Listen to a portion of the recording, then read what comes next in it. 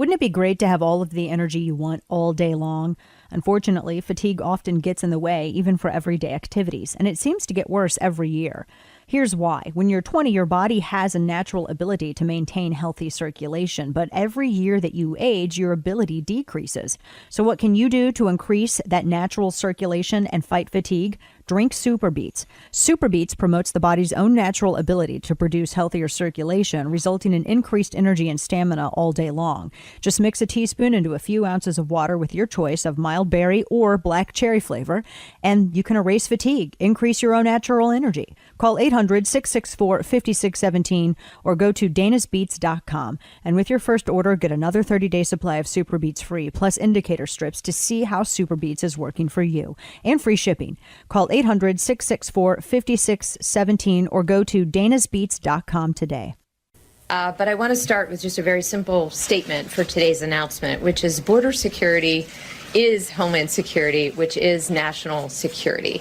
It's not a partisan issue. It's not something we can separate out. It's core to being a sovereign nation. Well, that's true. That is the DHS secretary. And this whole discussion on the border security, because the president signed he signed the proclamation. We knew he was going to do it yesterday, sending various Guard members to the border. And Greg Abbott, of course, obviously is going to be working with the president on that. And I think that it goes because, obviously there's, this is something governors control the Guard. And so there are a number of border state governors who understand the importance of this. So it works. It completely complies with federal law. And it's not anything that, as we discussed yesterday, George W. Bush or former President Barack Obama didn't do. They both did this same thing. Except now everyone in the media is acting like, well, no one's ever done this before. It's so crazy. People were fine with Barack Obama doing it back in the day, but what's changed? Oh, well, it was fine then because they didn't hate the person in the White House. So whether or not they think it's good policy depends on how they personally feel about the person in the White House. That's more compelling than how they personally feel about the policy. Welcome to the show. I'm Dana Lash, at DLash on Twitter, official Dana Lash on Facebook.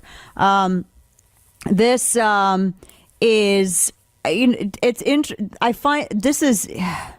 I keep coming back to this because all these people that are so mad over Trump doing this, and they're so mad with, they feel like, oh, it's militarization of the border. Again, I want to go back to the fact that none of these individuals had a single problem at all whatsoever when the previous two presidents did this. And I think people need to actually examine their own biases in this and recognize that the problem that they have isn't with the policy. The problem that they have is with the person implementing it, which I personally think is a pretty craptastic way to determine whether or not something is good for the security and safety of the United States. And I think that if people are using that as their determining factor, they might kind of want to, again, check their biases, because that's partisan and it's just straight up trashy, right? Okay, like, come on. Can we not act like good old Jerry Springer when we determine whether or not a policy is going to be good for the United States? I mean, who cares? Who cares, Trisha, if you like it? Who cares, Jill, if you like it, right? I mean, I'm not like signaling out all the Trishas and Jills, but just, as an example, who cares, Jeff Klingerman, if you like it or not? The point is that this has been done before. And this is what, in fact, this is one of the purposes of the Guard. And of course, making sure that national security is achieved. Border control is a huge factor where it concerns national security. And if you disagree on that, then I will have you look back at 9/11, which began as an immigration issue. People who were here on expired visas, that was one of the problems with immigration and security. The border, one of the problems with immigration security, because you have to think of the number of drugs that are coming over the border as well. You have to think of the number of cartel members that are active there on the border. I mean, I was there. And I guess you know more than me, sitting up in New York, maybe never having actually toured the border by the Rio at 3:45 in the morning with a number of Border Patrol agents as they point to shells that were just warm moments ago because cartel members were shooting 50 cal at them from across the bank on the other side of the river, just like literally a hop, skip and a jump, because the Rio is actually pretty narrow at that particular part. But, go ahead, sitting up in your, a couple of feet of snow in New York. I'm sure you know more than the people who actually live by the border and who visited it. And kudos to you for that magical mind power. Can you please, do something useful with it instead of bitch at people on Facebook and Twitter? I don't know, maybe come up with something that solves world suffering. Maybe come up with like a cure for cancer, right? Cure for cancer instead of bitching people at Facebook on YouTube. Maybe that. Maybe do something useful with your life. Jiminy Christmas. That's my immigration expert Twitter is my favorite Twitter, Kane. It's my favorite. I love it so much. I'm going to get so triggered over you saying that, Dana. Oh my gosh. Here's a quarter. Go call someone who cares, because I don't. So it's supremely important. I should go without, shouldn't even go without saying. It's just incredibly important to make sure that we have that the border is secure. I do find it interesting, though, that once the president began slamming NAFTA and dragging Mexico, because Mexico didn't like that. They thought, oh man, he's now hitting NAFTA. Then it becomes. Then Mexico decided, okay, well, I guess we're going to go ahead and get involved with this, and I guess we'll stop it. I guess we'll go ahead and we'll stop it. Oh, right. Okay. Yeah. Oh, interesting. So this, then that, I guess that had an impact, right? Seems like it had an impact. So Mexico decided the furthest that the march got was Mexico City, and it was then it disbanded. It disbanded, and now they're some of them are working with amnesty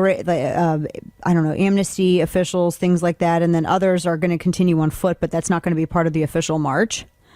Sure, that's where they're going. That's how that'll work. So the president's like, look, if you're gonna make a big deal about this, then there you go. And he's correct in that Border Patrol agents they're not allowed to properly do their job. They're not. You have Border Patrol agents that are basically told, okay, watch for anyone illegally entering. Okay, when they illegally enter, don't do anything. Just let them go. Maybe give them a sandwich.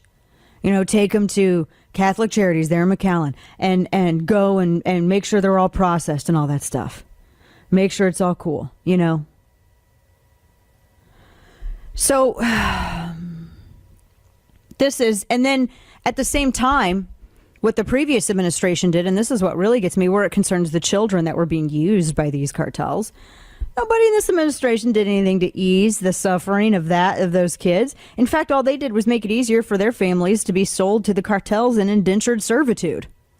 And then meanwhile, there was no deterrent. And then if you were told, if you spoke up and said anything at all remotely close to, well, we should probably make sure that, our border's secure, then your character was impugned.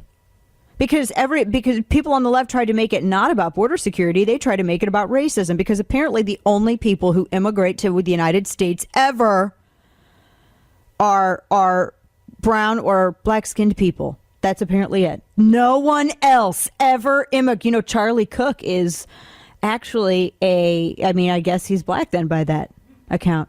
I know so many individuals who've come over. Okay, well, anyway. That's kind of, that's inherently racist to make that assumption, I think. And Mexico wasn't going to do a single thing until then we had to start hitting NAFTA. And that's what then the president said, cash cow NAFTA is in play. Foreign aid to Honduras and the countries that allowed this to happen is in play. And why shouldn't it be? If you're allowing all of these people they enter your country illegally and you don't have a problem with it, but you have the audacity to lecture the United States about our immigration laws, step off. No aid for you. I think that's perfectly fine to do it this way.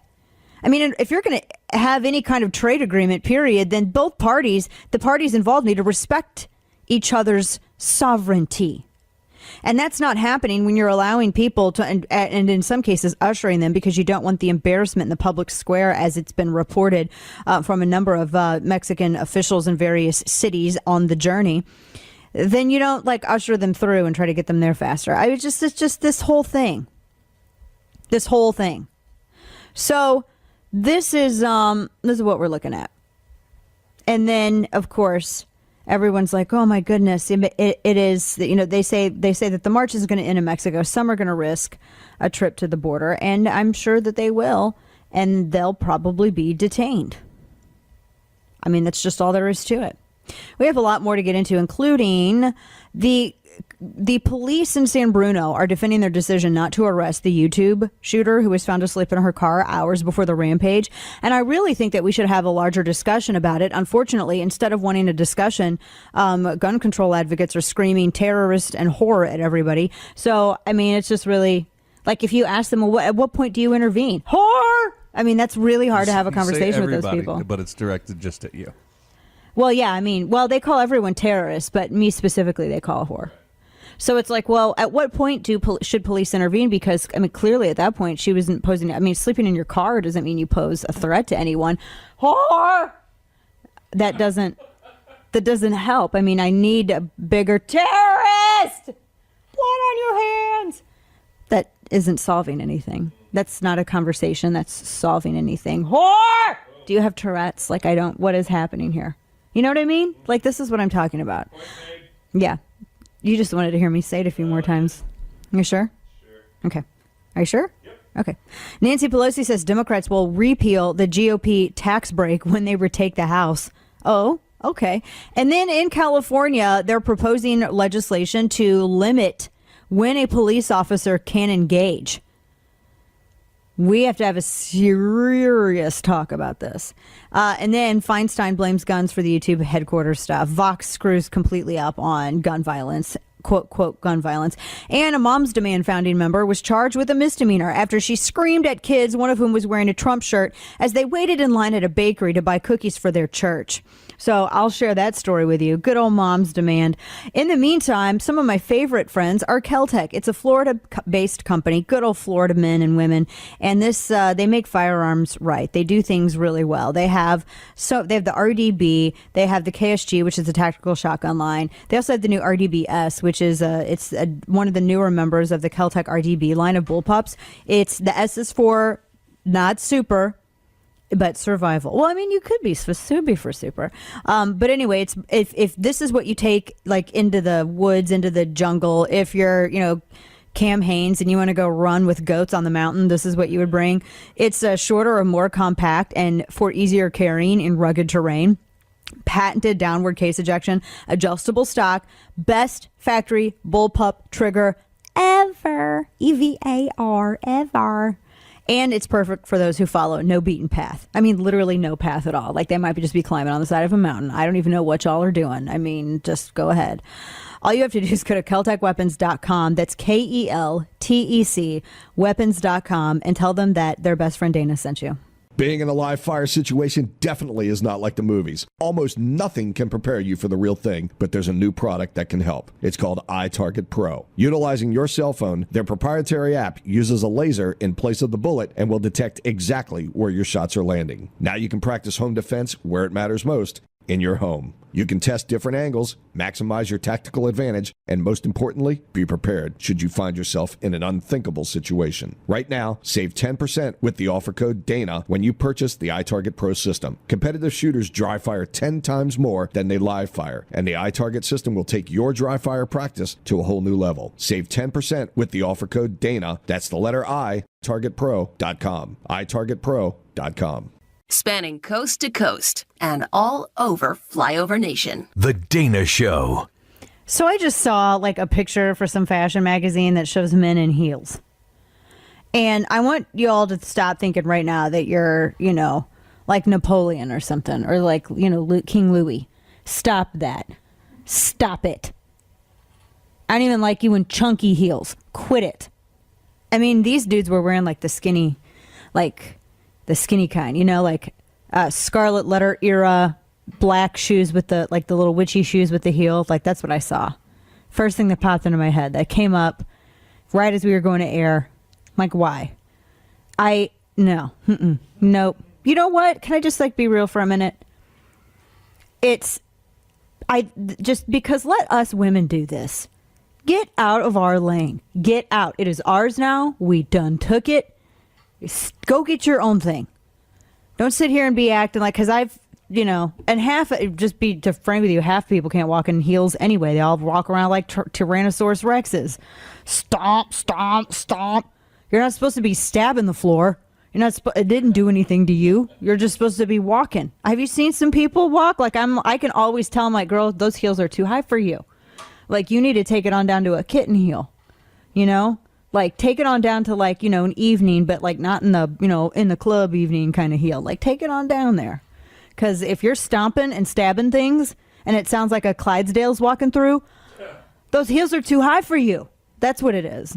That's your PSA. That's helpful advice from Dana today. There you go, right?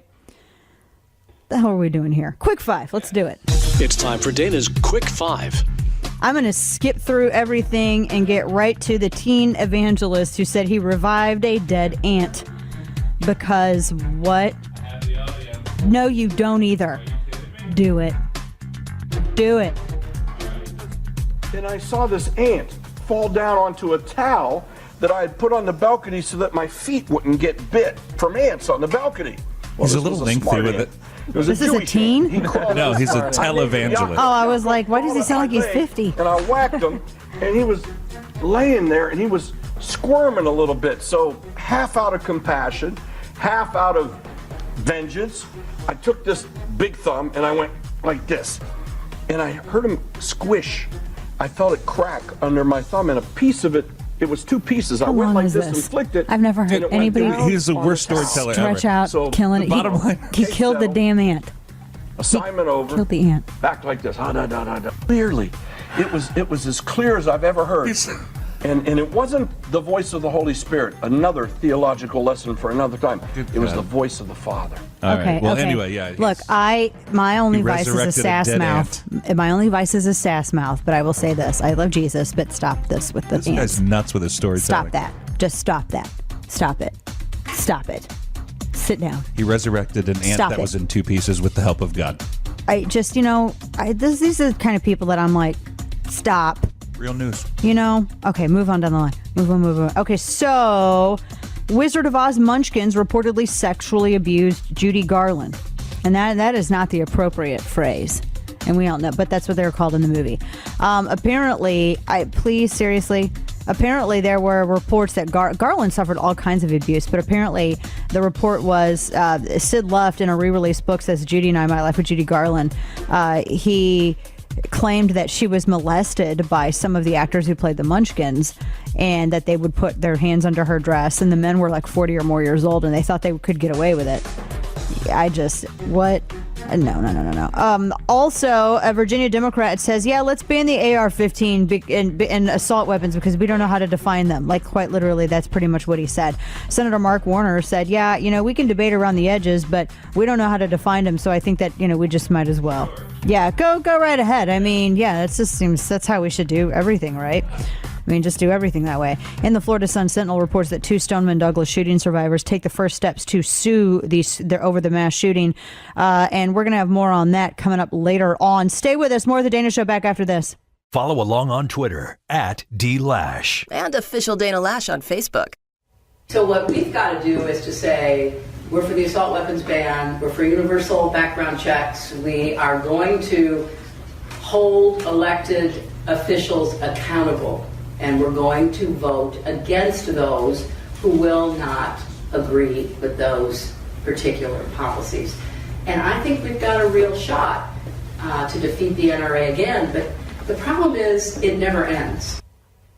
That's Hillary Clinton. She was speaking at a women's only club in New York. What do you mean, defeat the Second Amendment? You're talking about millions of Americans who are just innocent, law-abiding people. So I don't understand what that is, what that even means. But that's, why it never ends? Because we have a Second Amendment. This is why. And I realize that you have now the vice chair of the Democrat Party who says that we have to repeal the Second Amendment. You have all these Democrats coming out saying that we have to repeal the Second Amendment. Maybe you might want to stop trying to repeal the Second Amendment. It's just a thought, right? Just a thought.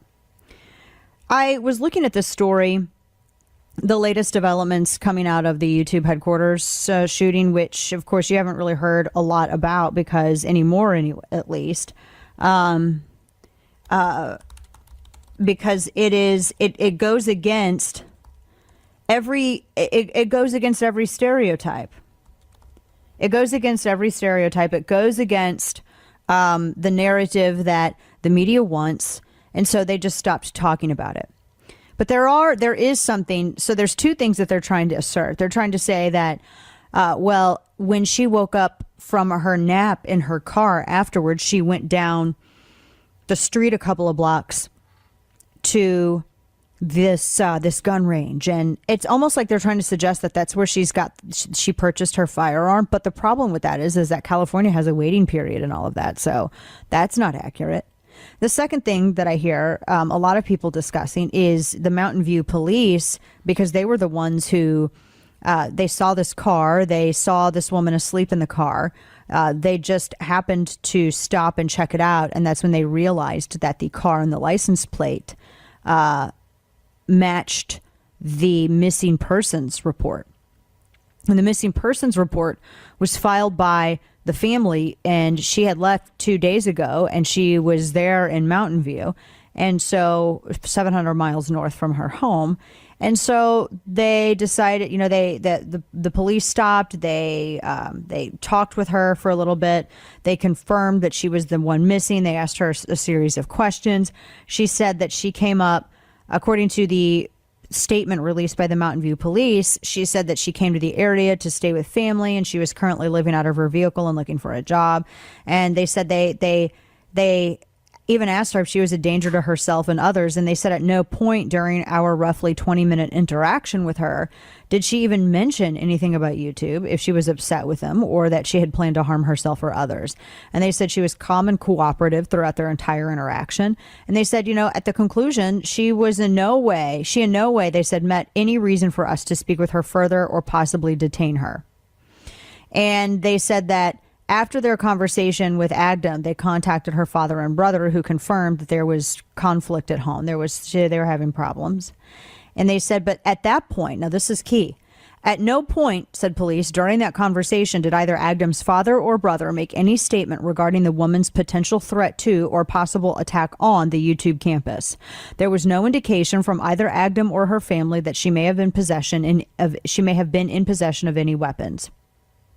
And then an hour after, her father, Ismail Agdam, and his son called police back to say, well, she is angry at YouTube over her vegan videos that they had filtered.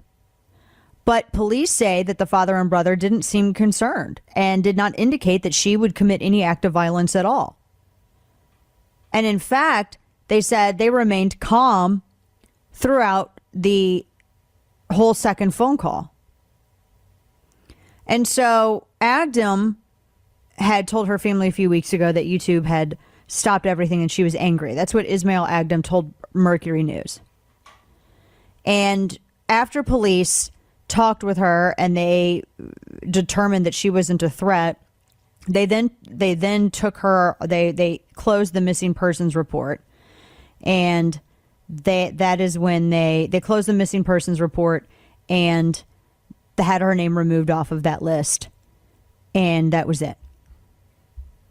And so it was sometime after that, a couple of hours after that, after she talked with cops and answered everything, then the massacre happened. Now, the questions that remain are, number one, how did she get her firearm and where did she get it? That's number one. Number two, at what point then, what were police supposed to do? I don't think you can compare this to Broward. And I see a lot of people doing that, people even on the right, and I don't think that that's a fair comparison. Not everything is cut and dry, guys, and not everything is universal and cookie cutter. I don't think that you can compare this to what happened in Parkland. Because these police, this woman did not show, and you know that they ran a background check on her when they stopped her. When they stop, they run your plates, they, get your ID and all of that. They said she was entirely cooperative. It took about 20 minutes. And there was no red flag to them. So what do you do if there isn't a red flag? Now, here's the thing. Police did not, from that interaction, police did not think that she was a danger, nor were they aware that she had a firearm. So what are they supposed to do at that point? Because I guarantee you, if they did anything else and if they took her in custody and then that became a story, you're going to hear more about police state and police violence. So in some ways, they're damned if they do and they're damned if they don't. A lot of people talk about a police state and then they don't understand that when they talk about situations like this, they want to give the police more power to do things that they currently don't have the authority to do. You can't just detain someone without probable cause. You can't have no reason at all. And the family didn't make it clear. They didn't even say that she was angry until an hour after the interaction. And at that point, she was already gone. And even then, the family didn't say that she could have a capability for violence. They didn't mention that at all to the police. Now, I think that's kind of important. So what are police supposed to do in this particular situation? They don't have the authority to detain her. They can't arrest her. For what? Well, because your parents called and said that they had problems with you at home. Oh, well, goodness. Well, how many people does that apply to in the United States? Who hasn't? Had words with family members. And my gosh, it's so common. It's like it's integral to some movie plots anymore. They drive around to blow off some steam. They come home. How did they know it wasn't a situation like that? And when the family said, well, she's angry at YouTube, how did they know that normal people file a complaint with management? How did they know that she wasn't just doing that? Even if she didn't even mention YouTube. And this wasn't until an hour later. Did the police think that she and the family didn't say that they told police in their discussions they made no mention of her having any kind of weapon or capability?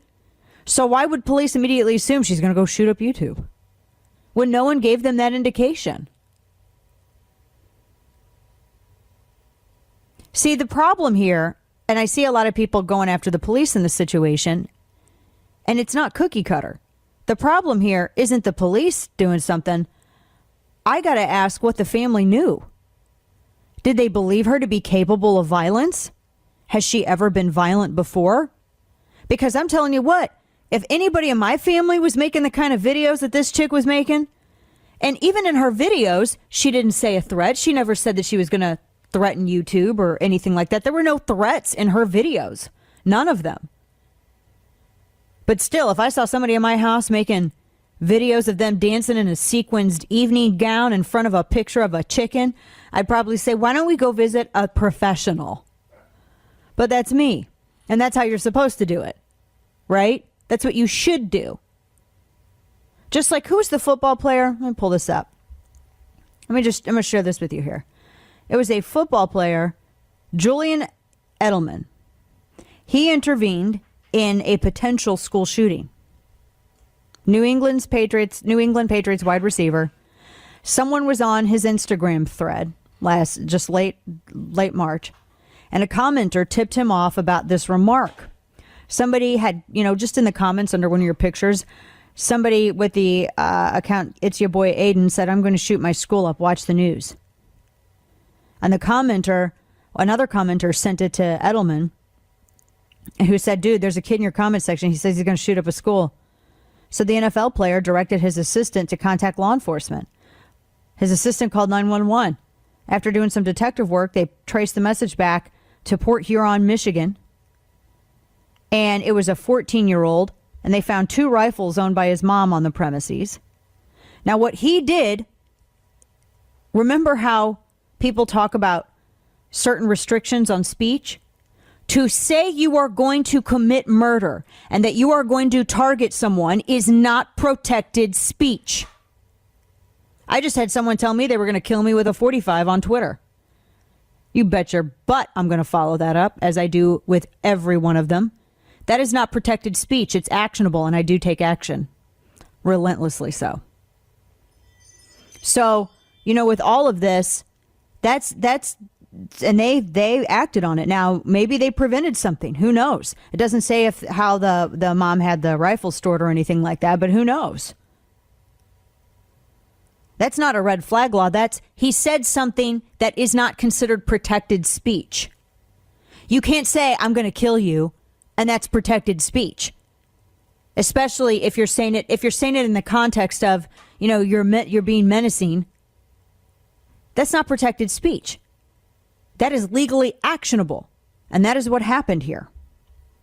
But this is what I'm talking about. You're telling me that no one in this woman's family had any idea? You're telling me nobody had any clue? Some of the protest pictures that I've seen of her, I thought were kind of disturbing. She seemed a little off. Seemed a little unhinged. There are a lot more questions out there that we have. A lot. We have more to get into, folks. 844-344-DANA is the number to join the program. We'll be later on opening up lines and all that jazz. But have a lot of content as well to get through. To fight fatigue and increase your circulation, you need nitric oxide. That's one of the most important molecules in your body. It promotes healthy circulation. It gets the oxygen and nutrients flowing throughout your body, and it helps support healthy blood pressure. And you can help your body produce nitric oxide naturally by drinking Super Beets. Only Super Beets is made from non-GMO beets that are carefully grown and then concentrated into a superfood powder. You mix a teaspoon into a few ounces of water. You can choose from the mild berry taste or the regular, which is regular, or the black cherry flavor. No jittery side effects. There is no spike or crash because there is no sugar. And the nutrients in Super Beets are concentrated in a way that makes them usable to the body to create nitric oxide safely and naturally. So to erase fatigue and increase your body's nitric oxide levels, call 800-664-5617 or visit danasbeats.com. And with your first order, get another 30-day supply of Super Beets free, plus indicator strips to see how your Super Beets is working for you, and free shipping. Call 800-664-5617 or visit danasbeats.com today. Being in a live fire situation definitely is not like the movies. Almost nothing can prepare you for the real thing, but there's a new product that can help. It's called iTarget Pro. Utilizing your cell phone, their proprietary app uses a laser in place of the bullet and will detect exactly where your shots are landing. Now you can practice home defense where it matters most, in your home. You can test different angles, maximize your tactical advantage, and most importantly, be prepared should you find yourself in an unthinkable situation. Right now, save 10% with the offer code DANA when you purchase the iTarget Pro system. Competitive shooters dry fire 10 times more than they live fire, and the iTarget system will take your dry fire practice to a whole new level. Save 10% with the offer code DANA. That's the letter I, targetpro.com. itargetpro.com. Fisking the news media to give you the truth. It's Dana Lash. Joss Whedon was saying, die, Don, die, about the president. This is why we can't have actual legitimate discussion, because y'all be acting like babies. That's why. Stop it. People acting like babies. I mean, for crying out loud, just stop. It is insane. This is why we can't have nice things. This is why we can't nobody can, this is why we can't have good conversation. This is why we can't have it. Like that Moms Demand co-founder. I'm going to be telling you more about this story, but just this, what's her face? Let me pull this up. She's in Texas, but she's around in Houston. Her name's Kelly Burke. She is a West University Place councilwoman and also a quote-unquote founding member of Moms Demand, meaning she was one of the first moms that Bloomberg contacted when he was putting his group together. And she lost her ever-loving mind at these kids who were waiting in line at this bakery to get some cookies to take back to church. I mean, the story just gets, They were getting cookies for church. One of the kids had a Trump shirt on. And according to the story, Kelly Burke, then founding member of Moms Demand, lost her mind and began screaming obscenities at the kids, profanity at the kids. And the parents were not happy about this, clearly. And she then took a picture of the kids, which is totally not like creepy in a predator way at all.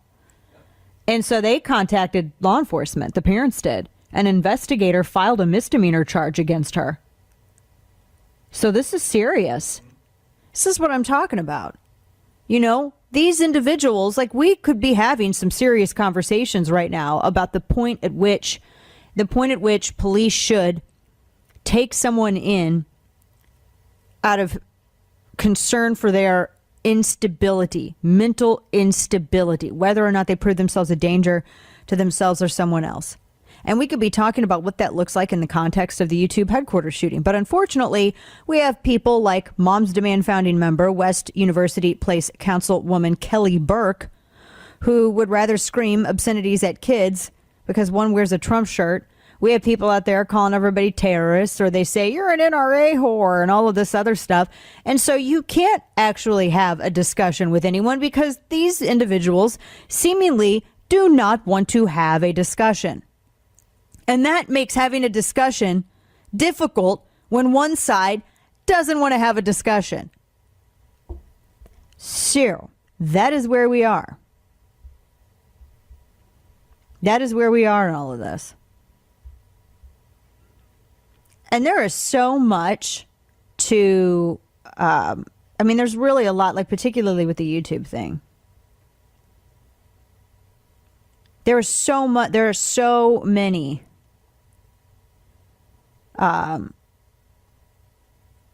just all of these, just so many of these situations. Like, so far I've been told to kill myself twice today. I mean, anti-gun advocates are on a roll. The most violent people I have ever met, and I maintain this, are anti-gun people. These people truly, and these are some of the people that I do not want to own a firearm. Yes, I do not want you to own a firearm because you seem to become unhinged at the mere presence of a different opinion. Second hour on the way. Don't go anywhere. More of the Dana Show after this. That will mark whatever we do. Bipartisanship. We said they weren't bipartisan. We'll sit down at the table and say, what would be a tax bill that creates growth, that creates good paying jobs as it reduces the deficit. That is growth, good paying jobs. Because as you talked about the stagnation in wages and good paying jobs as we reduce the deficit. We can do that. We must do that in a bipartisan way. Wait, what? So, okay, Nancy Pelosi says, hey, guys, look, if Dems retake the House, we're going to take those tax cuts back. Oh, wow. I'm sure that's going to do great things for the economy. Welcome back. Second hour of the show at D Lash on Twitter, official Dana Lash on Facebook. And yeah, I know. It's pretty, and it's pretty crazy. Seriously. Why? Because you see, again, you can't lie to people about what the extra stuff that they get in their check. You cannot lie to people about that. You can't lie to them when they bring home more of their own pay. It just doesn't work. It doesn't work. So I don't know. If that's what she wants to go for, more power to them. So the crumbs and no tax cuts and we want your guns. Those are their slogans going in the midterms, right? Good luck.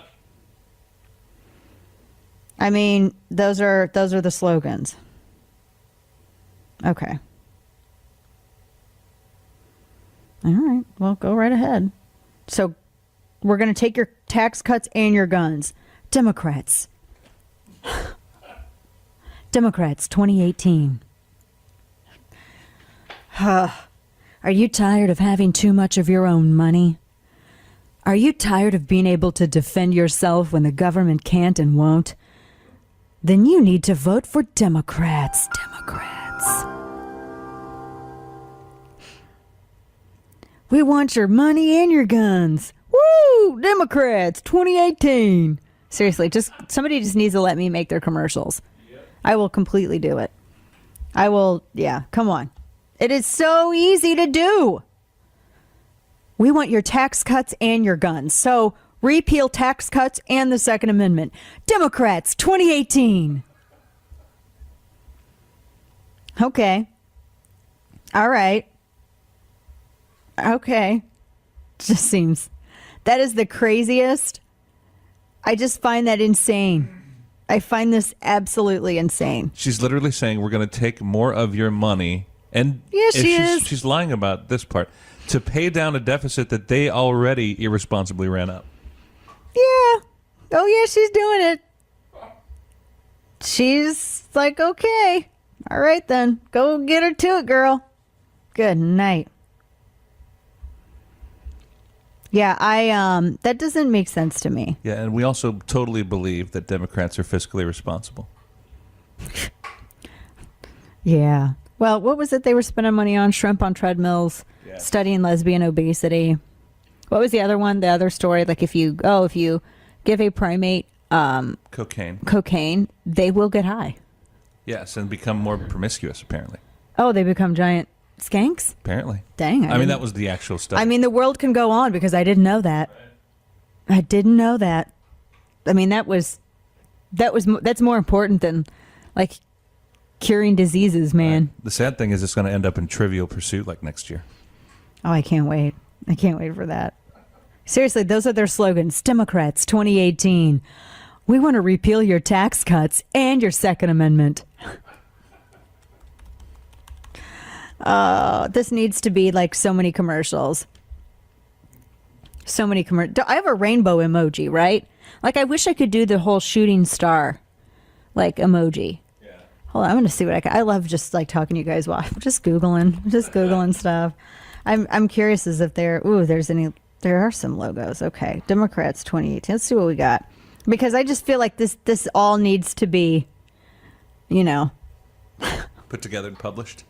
Yeah. Do you want some commercial music, Dana, for the? Oh my gosh, that would be the most amazing thing ever. Here we go. Hi. Are you tired of having more money in your check every month? Are you tired of not having to worry about your savings or putting your kids through college? Are you tired of the burden right of self-defense? Then you need to come over to Democrats. Here at Democrat headquarters, we don't believe in the Second Amendment, and we also don't believe that your money is your own. See, Democrats believe in repealing tax cuts and also making our neighborhoods more dangerous by repealing your Second Amendment. Democrats 2018. Poor and defenseless. That's perfect. That works for me. There you go. I wish that there was a way where I could just carry like a big protest sign, but it's just a television thing and it's a giant commercial that I could, just hold up like a big giant protest sign. There's not a way to do that, is there? A giant iPad? Yeah, but like not heavy. Because holding a giant iPad up for that long. These big screens pretty Yeah, light who now. wants to do that? Who wants to? Because you need to be nimble when people come at you and you got to run away. They wear these giant screens like sandwich boards. Yeah. Oh, Democrats 2018. Repeal tax cuts? Check. Repeal your Second Amendment? Check. Poorer and defenseless. Oh, yeah. God love them. They try, I think. They should have, like, Eeyore as their thing, right? Is Eeyore, what the hell is that? Is it a donkey? Yes, he is. Is he a donkey, though? Yeah. Or a mule? That's the same thing, isn't it? Well, I'm from the Ozarks. I should know this. My family, if they could hear that, are just like, girl, like, how do you not know? I think there's a distinctive difference. I'm not really sure what it is, though. Anyway, so, wait, what is Eeyore? Because we're just doing their whole campaign right now. Oh, sorry, Eeyore with 2 E's. Well, doesn't say. This is stupid. How do you not say what it is? Oh, donkey. It's a donkey. It's official. Okay, so Eeyore. It's Eeyore. Eeyore. Whoopoo. Poorer and defenseless. It's our vision for America. Whoopoo. Oh, yeah. That's it. Anyway, I just, that's how I'm looking. That's how I'm looking at it. Anyway, so this, really, at least they're being honest about it, though, right? I mean, at least they're being honest about it. Okay, good. Yeah, good for them. Good for them with some honesty there. Okay, sure. We have more to get into, including coming up. I don't know what California is doing. So California wants to limit police officers' ability to engage bad guys. Like open fire only like when it's necessary, guys. Like not when it's reasonable, but when it's necessary. Not when it's reasonable. Just just necessary. Right. Because let them hit you once.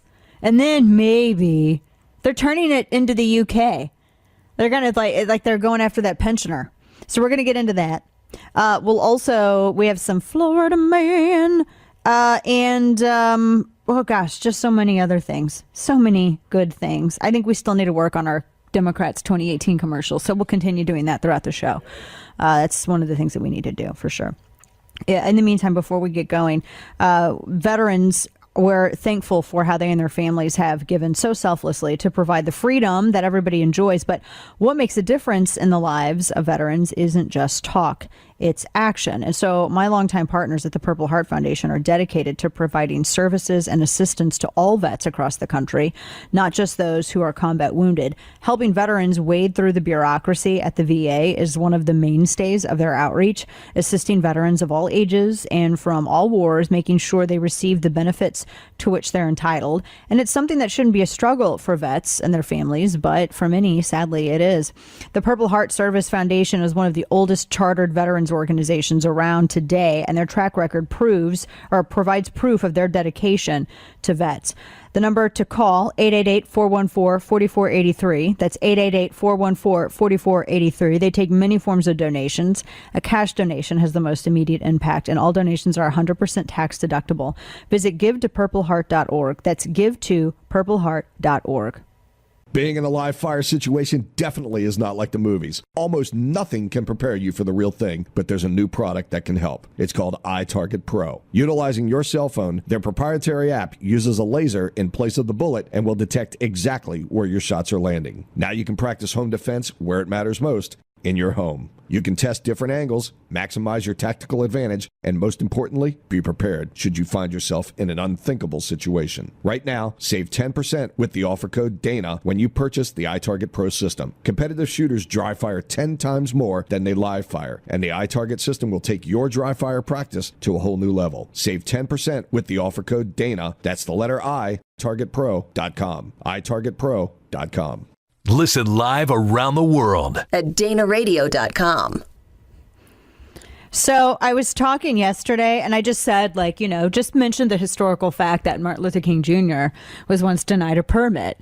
And the brain trust over at Raw Story, and it's called Raw because they thought that sounded tough. Yeah.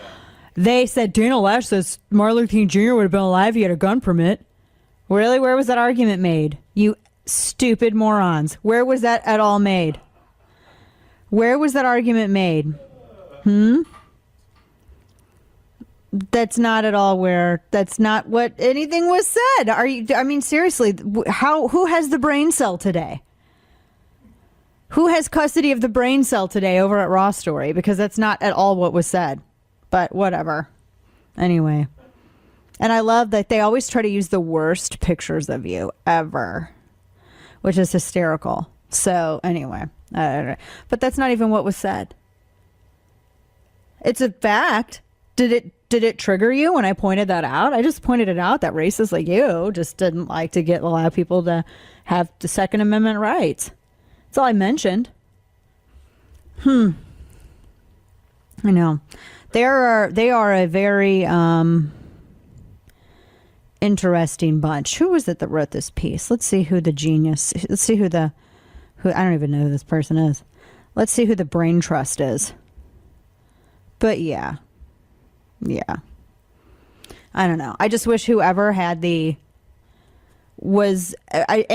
nobody, of course, isn't even reading it, but whatever, And no one actually listened to any of it, but whatever.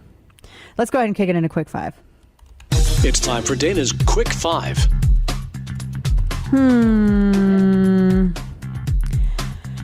So, looking... Let's see, we got a lot of stuff here. I don't even know what I want to do first. Chick-fil-A is on track to be the third largest food chain right after McDonald's and Starbucks, with a fraction of the stores as either of them. The third largest. They sell so much. You know why? Because those are the best chicken sandwiches. I could have one right now. I love them. They're so good. Which chicken sandwich do you like, Kane? What, of theirs? I like the spicy one. Oh, yeah. No, spicy is great. Oh, but any man. of them. I mean, you get grilled, you get fried. It doesn't matter. Everything is fantastic. And the service, how friendly is everybody at Chick-fil-A? Man was airlifted to a hospital after a blowhole rescue. Sounds like a typical day at Raw story. A man is in the hospital after he fell down an 80-foot blowhole. Gosh. Rescuers had to be lowered into the collapsed sea cave at Trevone, and it lasted a three-hour rescue operation. The 56-year-old had to be flown to the hospital with serious injuries to his head and to his back. Yeah. Anyway.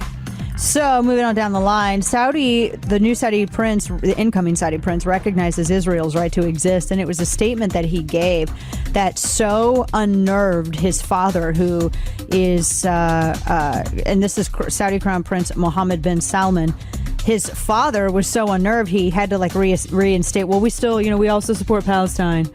Like he had to hurry up and come back for his son and say something because everybody was like, what? Everybody got so upset. So incredibly history. It very, very interesting on that. Moving on. The Rock says that he would have, according to Daily Wire, knelt or raised my fist in solidarity with NFL protest.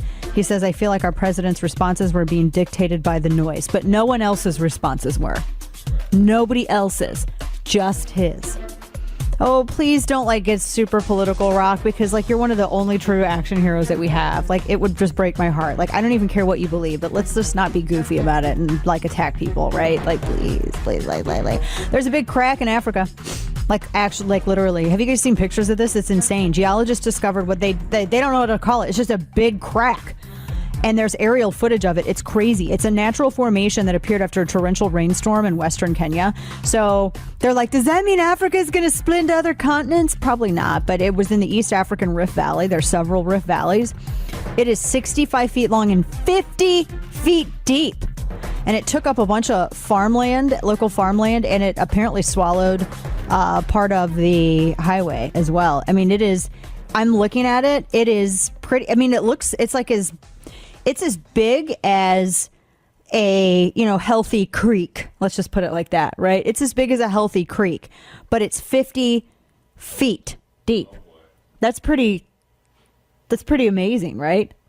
I'd be afraid of a kid falling in there. I don't think that they would, because that's unsettled still, right? You don't want to spelunk in that, right? No, okay. Why did you say it like that? It's a brand new crack. You don't know what's in there. Yeah, you just can't just go jumping into a crack like that. I mean, you have to be...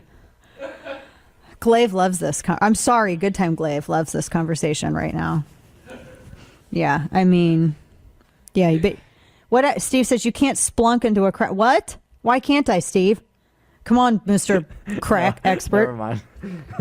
Wait, what? Moving on. No, I want to make everybody uncomfortable. Toto. Let's go. Kane's playing the Toto. I'm not playing it. By the way, Did you? I play that again because I watched this. It was a little bit long, but I watched this thing on YouTube where this guy made fun of this whole song. And if you listen to the lyrics, it really is one of the worst songs ever. We only have 30 seconds. Like this, like the way that he tries to push Serengeti in there. Are we on our way out, Steve? Yeah, we're on our way out. Okay, we'll be back after this. It's The Dana Show. So if we're not going to get ahead of anything, we have tried and tried. Democrats have continued not to want to participate and actually find a solution. They failed to actually show up and do their jobs as they were elected to do. The president has been very clear, put multiple proposals on the table to fix the problem, and Democrats have not been willing to take a deal that was actually a really good deal and went much further than the previous administration and went further than things that they've previously supported. Yeah. True. I mean, I think that, that says something. Oh, but I can't wait for them to go after her again. Just that Sarah Huckabee Sanders talking yesterday. I want to go to the president's remarks right now. He's speaking about sanctuary cities, and he's in West Virginia talking about this issue. And I know that some of the border stuff is going to be coming up as well. Let's go to that. His remarks are in progress. Gone into towns in Long Island where we've taken MS-13 and we've actually liberated towns. This is our country, right? I grew up in Long Island, right short of Long Island. And these are great towns. I know every one of them. And they were taken over by thugs, they talk about guns. They didn't want to use guns. They used knives because it's much more painful, where they cut people up because a bullet's too quick. They want to inflict pain on students, on young women, young girls walking home, and their parents never see them again. They're cut up. All right, that has been President Trump is opening up his roundtable on tax reform. So can we find a better feed than that? Because I can't stand just taking somebody else's network feed. Let's get a better feed than that. But he's at in Sulphur Springs, White Sulphur Springs in West Virginia, and has he's speaking about border security and all of this good stuff. And these are all important. This is all after he signed the proclamation concerning the Guard going to the border as well. So this couple of things here. Where's the thing I was looking at that I wanted to get into? Give me one moment, because this one just came up kind of all of a sudden. Yeah, what's so confusing about sovereignty? So apparently, I've noticed this quite a lot. So I've never really read a lot of his stuff. Kevin Williams, who is a writer, I think he's written over at National Review and a couple of other places, and The Atlantic. And I mean, at that point, good on The Atlantic for actually, good on The Atlantic for actually at least for a little bit anyway, for going and hiring him, because they hired him to be a conservative columnist. And the left lost their ever-loving mind, because the thing that freaks them out the most is when a conservative is in their space. And that's how they view The Atlantic. It's like when I was at CNN, I had so much abuse from progressives day in and day out who lost their ever-loving minds, and any conservative that works there. And it just was just unbelievable. And they did everything that they did. They went after. They had a campaign against Kevin Williamson to get him fired. They didn't like what he said about abortion. He thought abortion. I mean, he's very, very staunchly pro-life, and he thinks it's a murder charge. And this is not stuff that he hid. They weren't opinions apparently that he was ashamed of, and they lost their minds over him. They did everything that they could to get him fired. Well, it happened today. The left succeeded in their fascistic targeting. And so Atlantic editor Jeff Goldberg, literally 1 week, 1 week he was there. He was going to be a columnist, and they said, well, they parted ways with him. So the left was able, and because they're fascists and controlling speech is a fascistic tenet, they decided that this is a win for them. That is what these individuals do. They don't meet speech with more speech. They want to meet speech with just total bully tactics, because they actually don't have anything compelling to say. If they did, they wouldn't be working so dang hard to prevent anyone from challenging their ideas. See, when someone challenges you, it forces you to work harder. It forces you to better articulate why you believe what you believe. You have a choice when you are challenged. When someone challenges your opinion, you face a choice. And the choice is either that you buck up and you look for more reasons to justify your belief in the thing in which you believe, or you consider the alternatives and you become persuaded. Now, both actually require heavy lifting. One requires heavy lifting of ego and pride, and the other requires a more intellectual, even pursuit in which you have to really test yourself, and you have to do your homework. And you have to not only find more valid premises to support your argument, but you also have to be able to clearly and intelligently articulate those in a public discussion. And for most, and I say most, and I'm very careful about universal statements, but by and large, there's a difference between liberals and progressives. But by and large, pretty much every progressive that I've ever seen cannot meet this litmus test. It is asking too much. They do not want to work that hard. They do not want to meet that bar.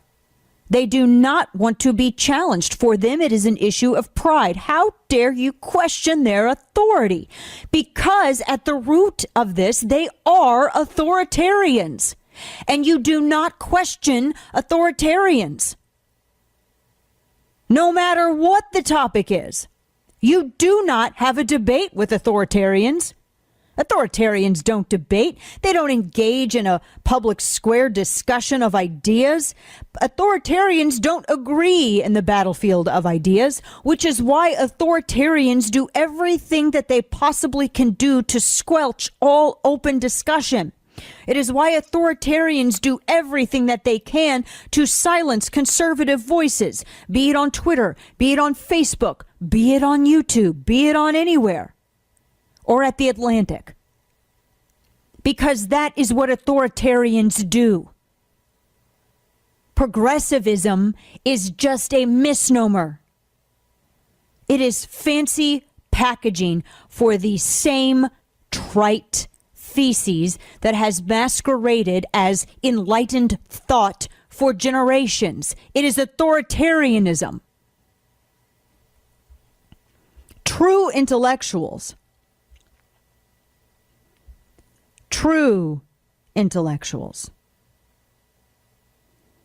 do not believe in silencing people with whom they disagree. They simply meet that speech with more speech. They don't believe in they don't believe in free speech. They don't believe in allowing they don't want their ideas contested. And they're authoritarian because it's an issue of pride.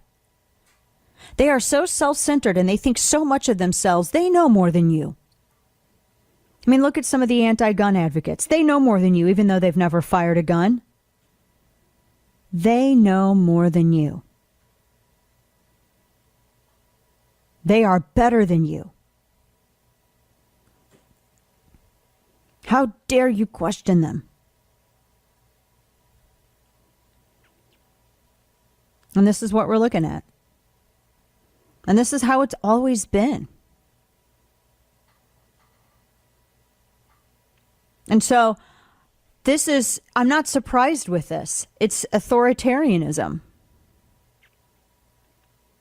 And the mark of an authoritarian is the inability and unwillingness to to have a discussion.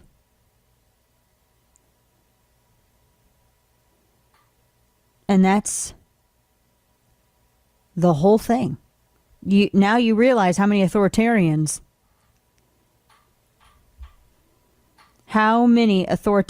there are out there. Now you see. Now you see. We have a lot more to get into, including we have Florida person coming up on the way. In the meantime, because we'll be working phone calls in as well. A lot of people are talking about superfoods. They are nutritionally dense foods that are especially beneficial to your health. And beets are one of the most powerful superfoods that you can put into your body because they are loaded with an important nutrient that increases your blood flow, which increases your energy. But nobody wants to eat a pile of beets every day.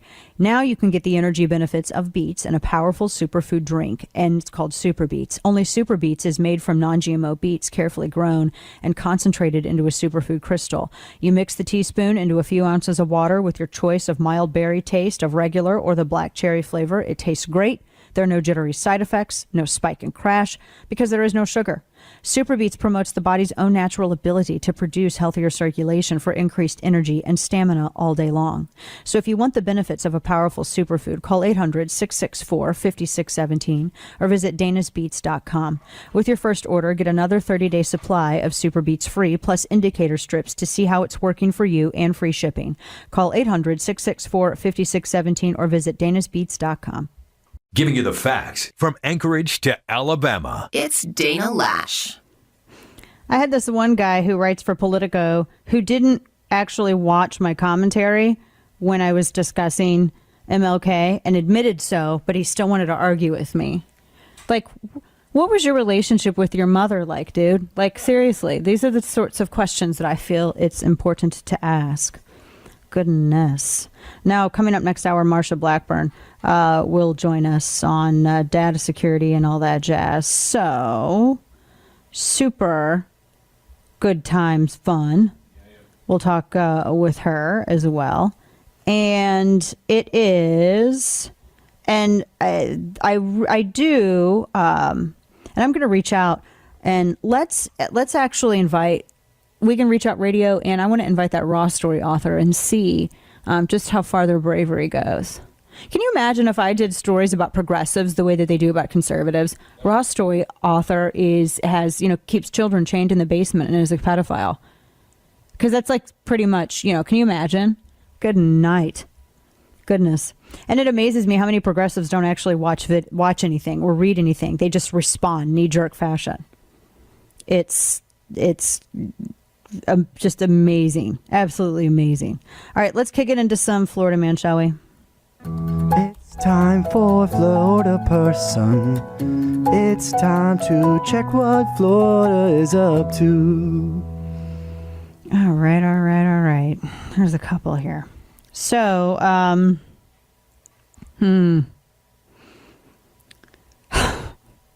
this is really bad. This is Miami Herald. Florida man told police that the heroin in his pocket was just his daily vitamins. Okay.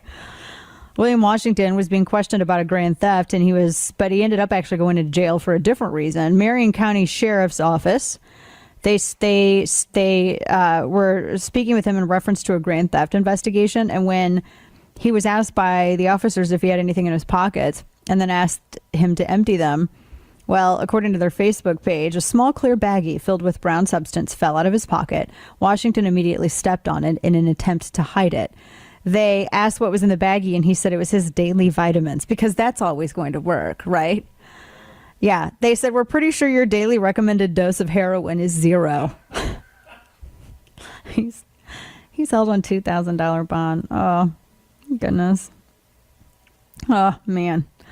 Let's see. Gosh, I have so many. I have so many. This Florida man used a vacuum to decapitate a man, and I don't even want to know how. And he looks so mad in his mugshot. This is the Kissimmee Police Department.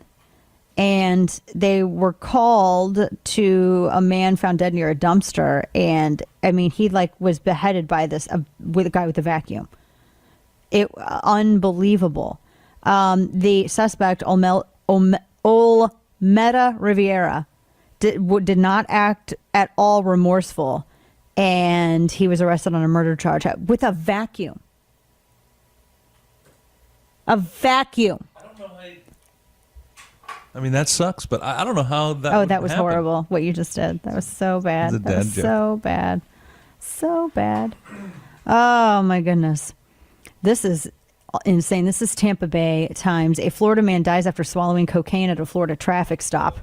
This is horrible. A man died Tuesday, yes, the other day, after swallowing 7 grams of cocaine at a traffic stop, according to the Santa Rosa County Sheriff's Office.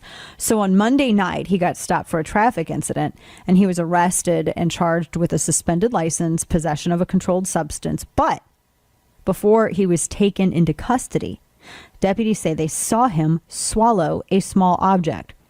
And he was checked by the sheriff's office medical team, placed in a close watch cell, and then he admitted to swallowing 7 grams of cocaine. He was taken by ambulance to a hospital, but was pronounced dead. He was pronounced dead upon arrival. Whoa. So did he, you would rather die than just, what? What in the world?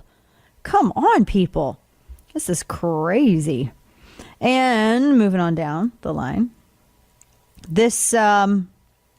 A Florida man crashes a car into a home and then says that he's FBI. ABC Action News. No, you're not, dude.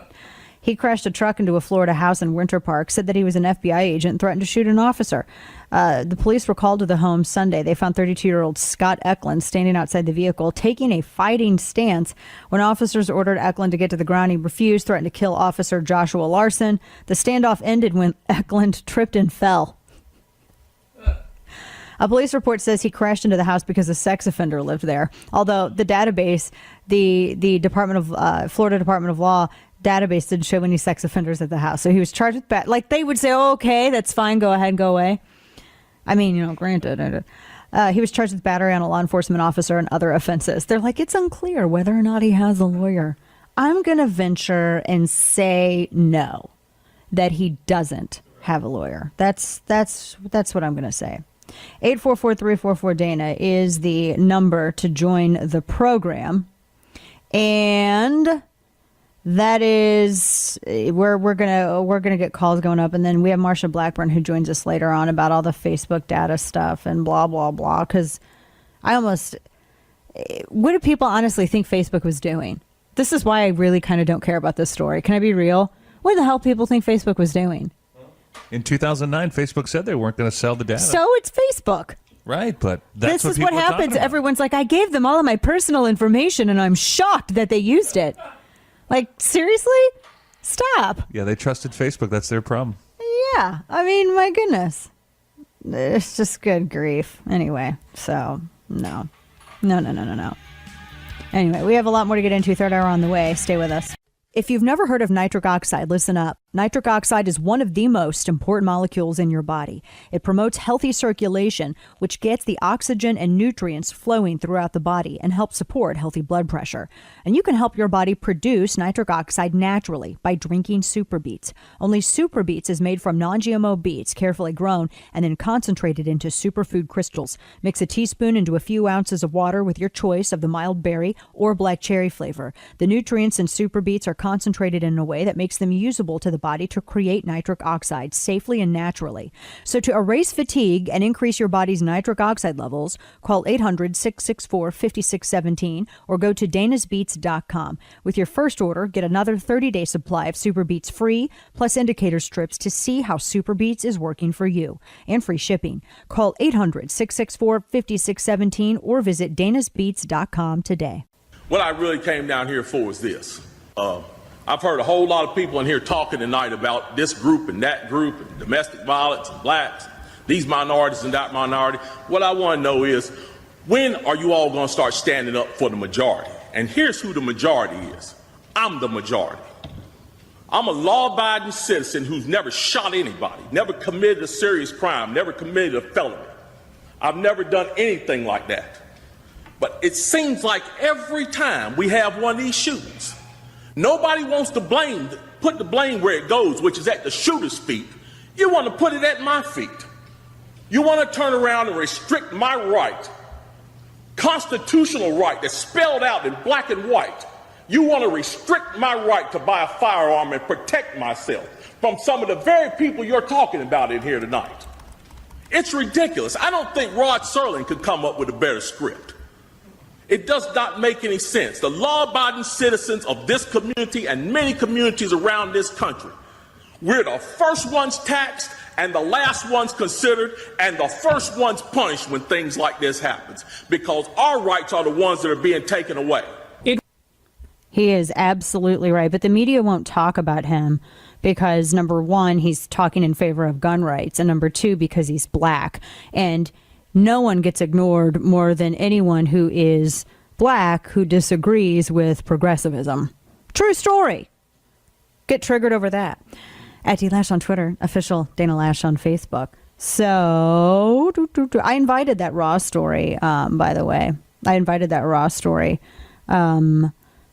where that article that they wrote, because they tried to say that because I simply said I did a piece and I was commenting on how back in 1956, after his house was firebombed, King applied for a gun permit, which was true. And then I later talked about how he was consistent with nonviolence, etc. And Raw Story says, Dana Lash says Martin Luther King Jr. would be alive if he had a gun to take out the sniper. Literally, they said I said that. So they must have posted audio that proved their point, right? I'm sure. Yeah, I know. No, they Right. posted the video, but they didn't watch it. Because that's how they journalism, right? Isn't that how they do it? Yeah, I mean, apparently. I mean, and they will not. And when you ask people, I'm like, okay, just provide the quote from where that was said. Where, I mean, just it should be easy to do. Please provide the quote. So far, I have had no takers. I know, including a Politico guy who said, I read. I don't watch videos. I read. And I'm like, but you comment on videos you didn't watch then? You skinny moron. Dirt. I mean, good grief. It is so stupid. It is just absolutely stupid. So, anyway, I'm going to take all these people to school. I love how progressives show everybody who they are. Uneducated authoritarians. Yep. Prove me wrong. I say professional toddler, but, I love potato, that. Potato. It's so great. It's so great. Yeah, I'm like, just, go ahead and show me, just give me the quote. Just give me the quote. Just give me the quote. Anyway, moving on down the line. So coming up, Marsha Blackburn's going to join me to talk about a story. Honestly, I can't stand the Facebook thing. I just don't even care. Do you want to know why I don't even care? Well, because I'm like, what did people honestly think that was going to happen? Right? I mean, like, what did honestly, I mean, what did people think that Facebook was doing with your information? They're just out of the goodness of their heart letting me play Farmville on this platform. I mean, seriously, what did people think why does this interest you, Kane, so much? Out of curiosity. The whole Facebook story. Well, for me, because I've been using Facebook since like 2007, 2006, I think maybe even. And I am curious about, and in 2009, when the concerns were first coming up, when they had first changed their terms of service, or when there was the first noticeable change of the terms of service, and Zuckerberg and those had come out and said, hey, we're not selling your data. That's our data. Yeah. No, we're not selling it. And now we have proof, not from Facebook's final admission, but before they admitted it, that they were actually selling this data out. When previously they said they wouldn't. So they lied. That's okay. Yeah, they lied. That was about it. So that's not actionable. That's not concerning to anyone?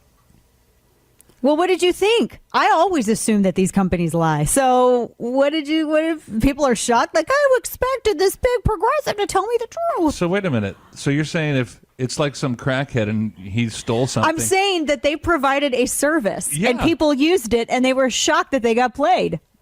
Yeah. Well, being shocked and whether or not it's right or wrong are two different things. Well, if it's actionable, then take action. What legal? What's And I think the, that's what what's is? How happening. is it legally actionable though? Well, the legal action's probably not there, but the action that's being taken right now is about the actual data security portion of it, where apparently there's not enough effort put into securing the actual data. You can certainly hold the data, you just can't secure the data. And I think that's where the conversation is right now. I think a lot of people are interested in how can we have a platform like Facebook and feel secure about our data at the same time. Yeah. That's the thing. That's the big thing. Yeah. And that's what Marsha's. But Marsha Blackburn's the coming. thing is, it is a private entity that was giving people a free service, and you were the product. So if people your habits didn't would want be the their product, information to ever be used in any way, then they should have not used it or given them that much information. I mean, at some point, it becomes about the person, right? I look at this like capital L, right? Like I'm like, I look at it as though if you do not want an entity such as Facebook to use your information, it only has as much as you give it. Do we have to have the government get involved? Because would people imagine- can't. No, the only benefit the government's going to play here is now what bar is going to be set as far as the data security needs. Like there's going to be a bar set now. The government's going to say, look, if you're going to be holding people's personal data, you have to have a security at least this level. You know what I mean? Like that's what the government's going to step in and do. And I think that's what Marsha Blackburn's going to talk about at the bottom of the hour when she joins us, because really government's only role is to say, look, if you're going to keep people's, this is them protecting the people, the government. If you're going to keep people's data, you got to have a level of security that's at least this tall. You know what I mean? Like that's kind of how I'm looking at it right now. I don't know. I just think that I think I'm just different on this. I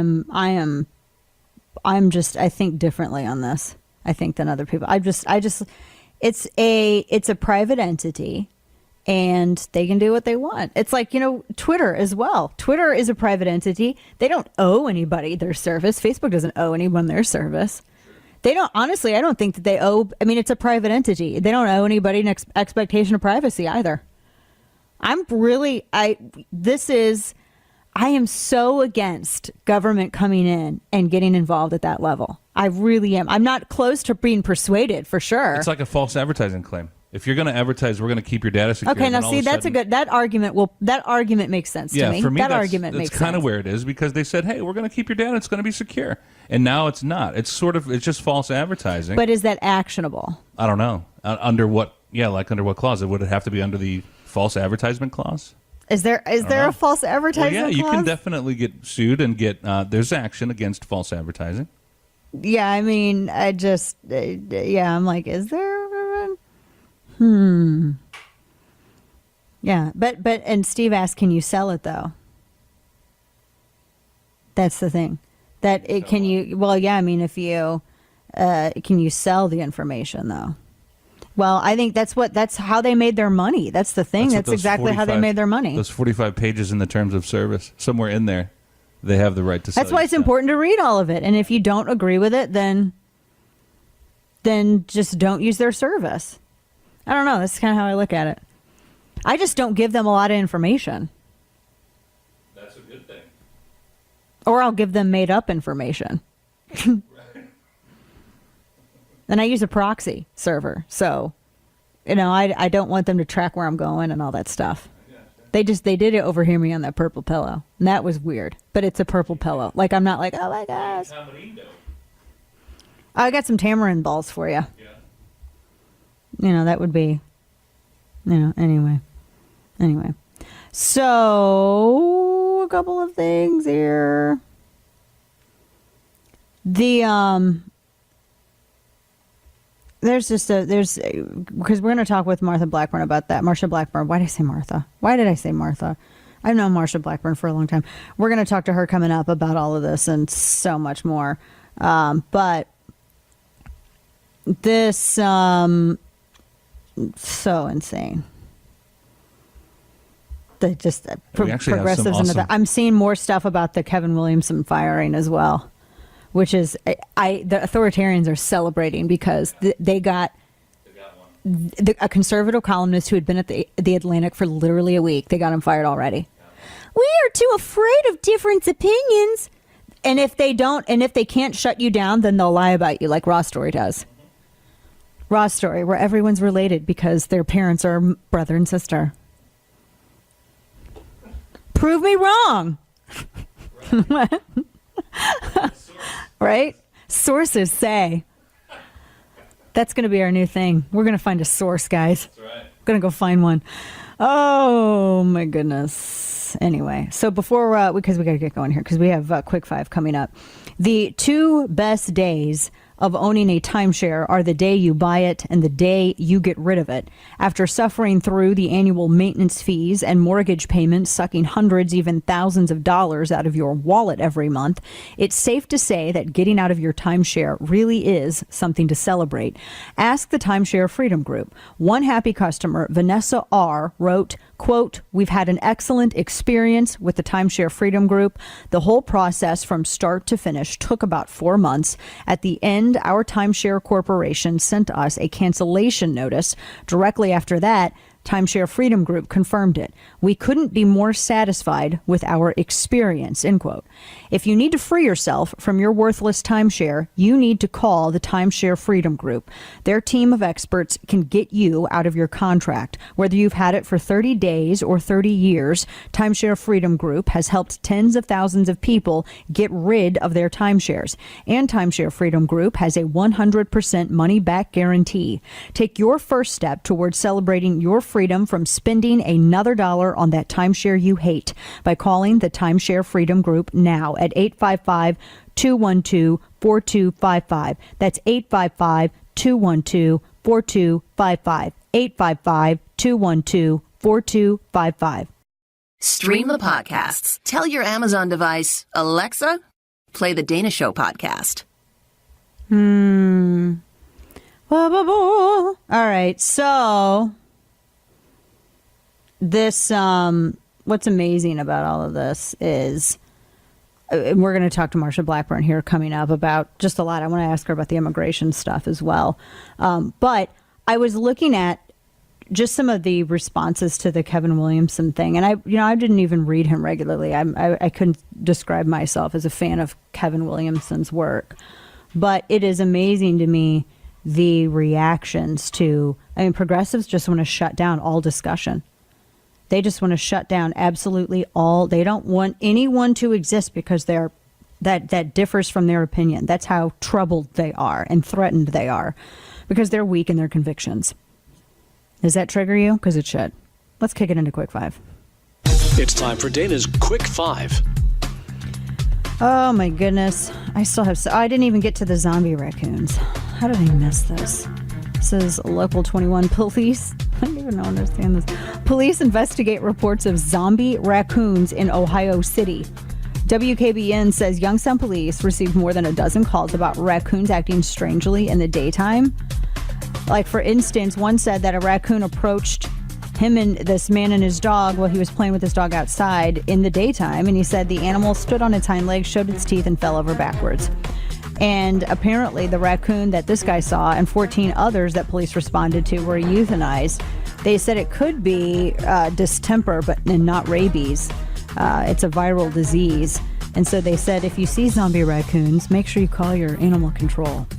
I didn't even know that was a thing. Okay. When it comes to news, says a physicist, America is in a state of pure polarization. And in obvious news, really? Somebody wrote something on this. This isn't really, we had to have a thing on that? Really? We know this. It's not. Will and Grace creator sticks it to Mike Pence. He donates John Oliver's Gay Bunny book to Indiana schools. See, Mike Pence's daughter wrote a book about a bunny and was donating the proceeds to charity. And so John Oliver, who can't stop being a jackwagon for one day, decided that he was going to try to undo, I don't know, he's going to ride on the coattails. And so he wrote a book about a gay bunny, and I don't even know why. Like, her book was raising money for sex trafficking victims. Heaven forbid we raise money for sex trafficking victims. So they decided to do the gay bunny book, and he donated that to some schools. Yes, because I'm sure everyone is so excited to have their kids read a poorly written book about a gay rabbit. I mean, good grief. People are ridiculous. The lady that got fired for flicking off the Trump motorcade has sued her former employer. The woman this was last October, she flipped off the motorcade, Julie Briskman. She ended up getting fired from the marketing team. You know why she was fired? Because she was a government contractor. So if you're a government contractor and you basically flip off your boss, you're shocked that you would get fired? How does employment work? How does it work? I don't know. Jiminy Christmas, people. Okay, moving on. Graffiti of Trump shooting kids in Alabama was taken down just about as fast as it appeared. This, according to local news in Alabama. City workers painted over a graffiti of Trump shooting children in downtown Florence because that was ridiculous that they did that. This is according to AL.com. Yeah, the parents were like, yeah, we don't want to see this every day. Like, seriously. And there was blood and all kinds of stuff on it, like painted blood. Come on, folks. So coming up, Congresswoman Marsha Blackburn joins us to discuss quite a lot. We have quite a lot to get into. So don't go anywhere. Stay with us. It's The Dana Show. We have to go through every part of our relationship with people and make sure that we're taking a broad enough view of our responsibility. It's not enough to just connect people, but we have to make sure that those connections are positive and that they're bringing people closer together. It's not enough to just give people a voice. We have to make sure that people are not using that voice to hurt people or to spread disinformation. And it's not enough to give people tools to sign into apps. We have to ensure that all those developers protect people's information too. Yeah, I just don't know. This Mark Zuckerberg, I understand that, like with Facebook and with Twitter, there should be standards and practices, right? Kane and I have been going back and forth all day over this. Actually, longer than all day, because I'm completely open to persuasion, and I totally get it when people say, if they're selling your info and you don't know, or if they change their terms, you should know, or if, they what did you say, false advertising? Right, if they're advertising that you're secure or that your data is secure and it's not. But it is a free service, and what do people think? That's why I just don't give all these entities all your information. But I do think so. He's actually going to be going before Congress and speaking to members of Congress, because one of the things that I don't think has been established is privacy standards, like equally across the board with all the different platforms out there. Congresswoman Marsha Blackburn, this is one of the areas of her focus because so much now is happening on these platforms. Representative Blackburn joins us on the phone now. Congresswoman, it's a pleasure to talk with you.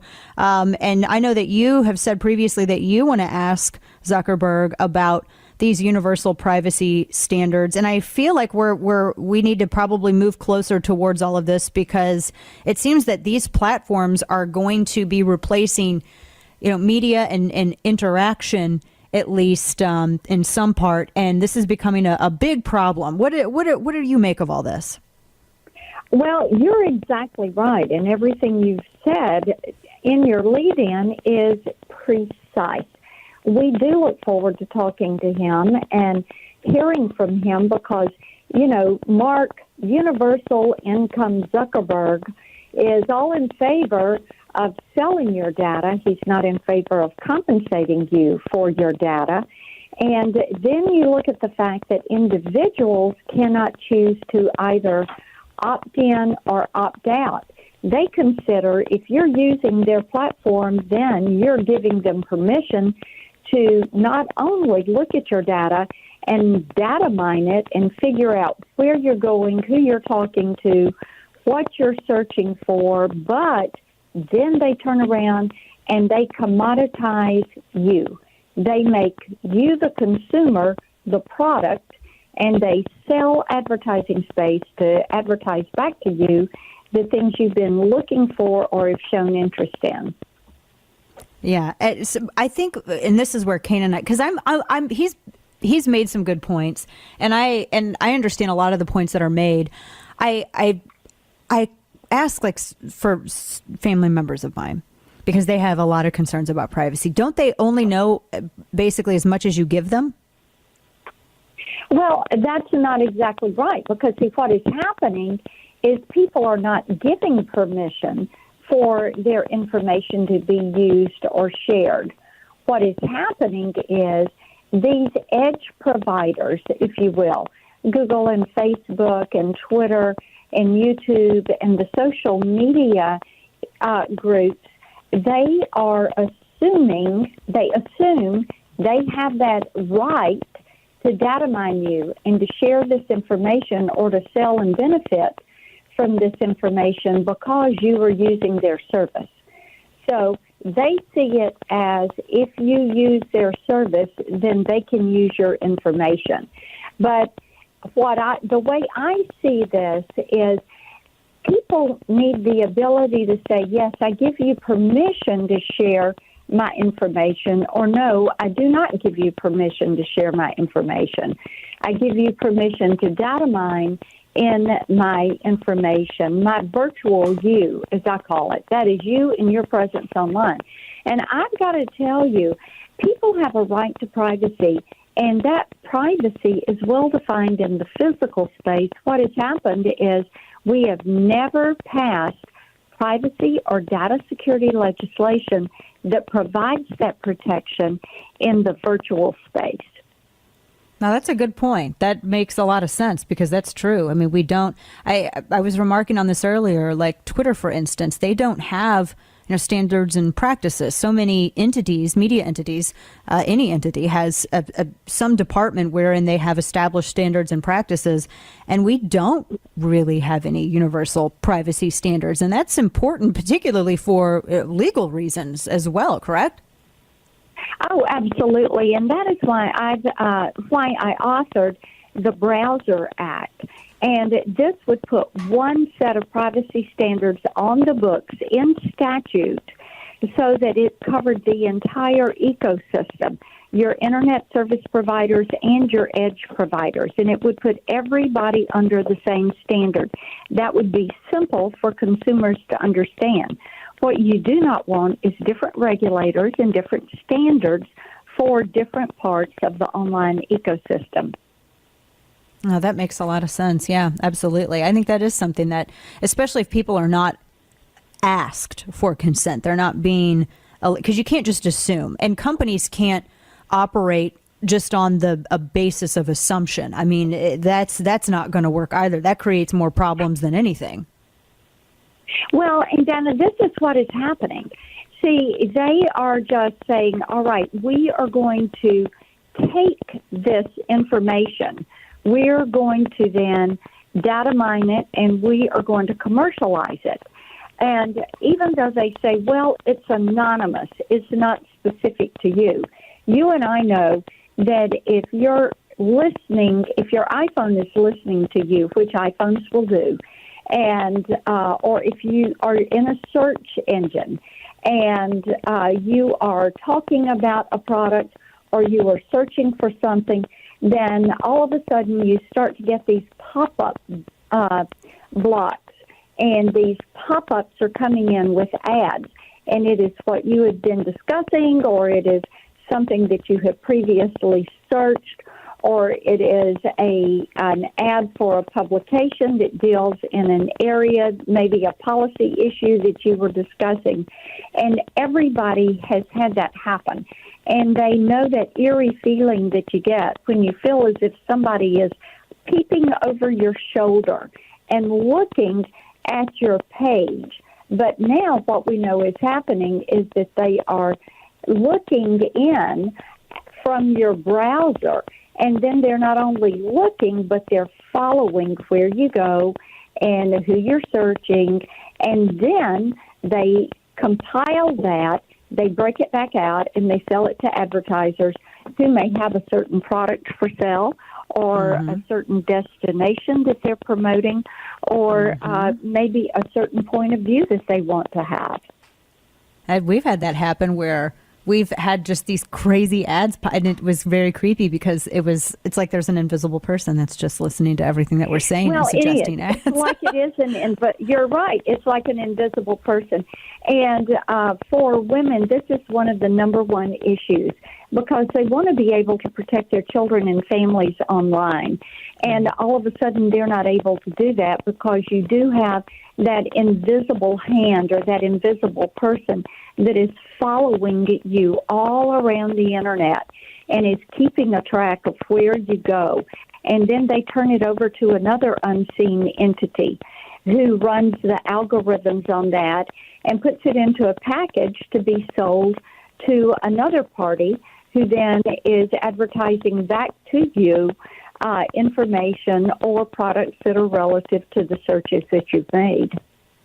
Oh, that makes a lot of sense. All right, I'm interested in seeing how Mark Zuckerberg reacts to all of this. Has he? Well, I know he's yet to be there and meet with everyone, but do you get the sense, at least at this point, that he is looking to partner and looking for ways to work towards a solution? My hope is that he is going to come in better prepared than his staff members who came in to brief our committee staff last month. And I also hope that he comes in seeking a solution to this. I have been trying to pass privacy and data security legislation for the last 4 years, and Silicon Valley and big tech have opposed both data security and privacy legislation. And the reason is because they want to continue to benefit from your data. They've made billions of dollars selling your data and your information, and you've not benefited one penny by this. So it's time to put these privacy standards in place, and I hope he comes in as a willing participant, ready to work with us to do this the right way. Absolutely. Representative Marsha Blackburn, always so good to talk with you. Thank you so much for filling us in on all of this stuff. Yes, absolutely. And people can find more on my website and Facebook and Twitter. Perfect. Thank you so much, Congresswoman Marsha Blackburn. Always a pleasure. Thank you. Now that makes a lot of sense. Okay, I get it now. Okay, I get it. Because true, you have to be able to consent. I just needed her to articulate it for me. What does that mean? What does that mean? No, that's what it was. She explained it so nice. She explained it much better than I did. Yeah, there you go. That's probably because she's writing the legislation on it. And just anyway. All right. So before we get going, I really just one thing that I want to share with you. It is so important to me personally that the businesses that stand behind me and work with this program, that they're supported. When you look at the current political and social climate, you're forced to stand and pick a side. You are. And I was just telling you about Kevin Williamson getting fired from the Atlantic after he was there 1 week. I mean, heaven forbid. It is incredibly important as freedom-loving Americans that we support those who support freedom, that we support the companies that stand with us, not against us. So join me in standing with Patriot Mobile. Patriot Mobile only supports conservative organizations like the Family Research Council and the NRA. And they do this by using a portion of what you pay each month to help fund conservative causes. Unlike Big Mobile, my old Big Mobile service literally funded Planned Parenthood to the tune of tons of dollars. It's crazy. Do you want to pay for gun control? Where'd you rather your money go? By joining Patriot Mobile, not only do you put your money where your beliefs are, but for a limited time, Patriot Mobile is offering the Backlash Special. So when you sign up with Patriot Mobile, or if you add a line, you'll get an autographed hardcover copy of my book, Hands Off My Gun. Don't miss, in my first book, don't miss this exclusive offer because the hardcovers are hard to come by. I mean, literally, no pun intended. I just said it twice. Don't miss this exclusive offer only from Patriot Mobile. Go to patriotmobile.com/Dana or call 1-800-A-PATRIOT. That's patriotmobile.com/Dana, 1-800-A-PATRIOT. Miss anything from the show? Check out the full podcast on iTunes, Google Play, or anywhere you listen. Oh, man. So, by the way, the author of that Raw Story piece responded, and he said that he is too scared to come on air with me because he's a weak beta male, and he understands that, I am a much stronger, more empowered woman, and he just knows that what reputation that he has left and any visage of credibility would completely fall apart under my most excellent scrutiny. And so he said all that? He said all of these things. That's amazing. So he said, I'm going to go retreat back to my mom's basement and have a fun day with my Funyuns and Mountain Dew. He was surprisingly open with you. I know, he was. Yeah, he was. Anyway, and then one of his keys kept getting stuck. He said because of the Cheeto dust on his keyboard. So, it's such is the case with men like that. Such is the case. I do enjoy having fun with. Some people are like, Dana, why do you go after some of these people? Cardio. It's fun. It's so fun. I enjoy it. I did weights this morning, and so I'm totally fine. I feel good. My point is made. Look at that. I mean, look, I have never walked away from any kind of debate or anything of that nature. So never. So yeah, it never have. I've always been there. So, it's not problems not with me. Dana, why do you sound so snotty? Because I just feel really good today. That's why. It's no shame. Why are you shaking your head? No, they're just because people just don't understand how you get berated from every angle, from every media platform, from every source you can possibly think of, and then some guy's got 1,000 followers on Twitter gets your attention. You know what I mean? From Raw Story. No, I go after everybody. No, I know. I mean, let's be real. But the only reason his story went viral, quote unquote, kind of online, was because you were in it, and he knew that. So for me, I'm like, man, I wish you could just ignore these asshats. That would be my preference. Well, I do, and let me just end with this. One of my favorite things, Kane, and it brings such joy to my heart, is knowing that I am providing a living and sustenance to these weak, feeble, barely literate, progressive men that write for the dive bar bathroom wall of the internet, such as Raw Story.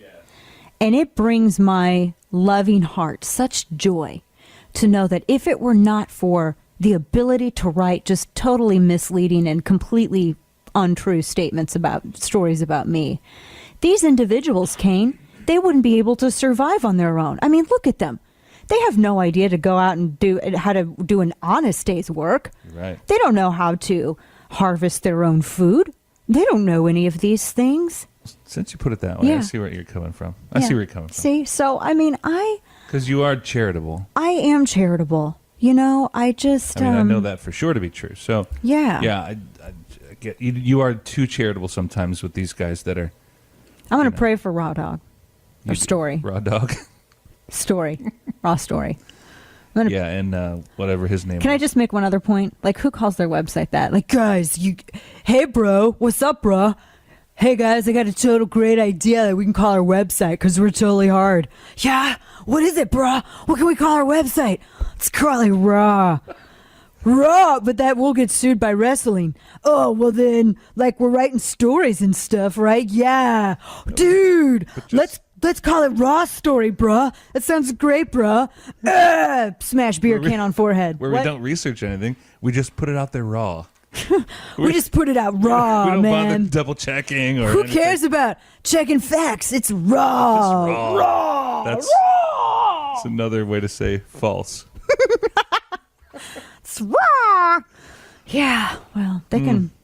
Gosh, I'm really holding my tongue now at this point because I have so many fun things in my mind. Today in Stupidity came. Well, I had lots to choose from because Nancy Pelosi talked. But there is a woman who is asking Ted Cruz if he'll take a DNA test to prove he's human, and his response is as gracious as you could possibly be. My question is, will you pledge to submit to a DNA test to prove that you're human? Well, ma'am, thank you for that. And, one of the great things about our democratic system is that we can treat each other with respect and civility. Is that a yes or a no? Ma'am, if you want to engage in insults, that's your prerogative. No, but I'm not going to. It's a yes or no question. Thank you for being here, ma'am. It's a yes or no question. Thank you. This is journalism. What was her question? If he was human, would he take a DNA test to prove if he's human? That's a question? Apparently. Ma'am, are you a bitch? Yes or no? Yes or no? NRA TV tonight, 5 p.m. Central. Don't miss it.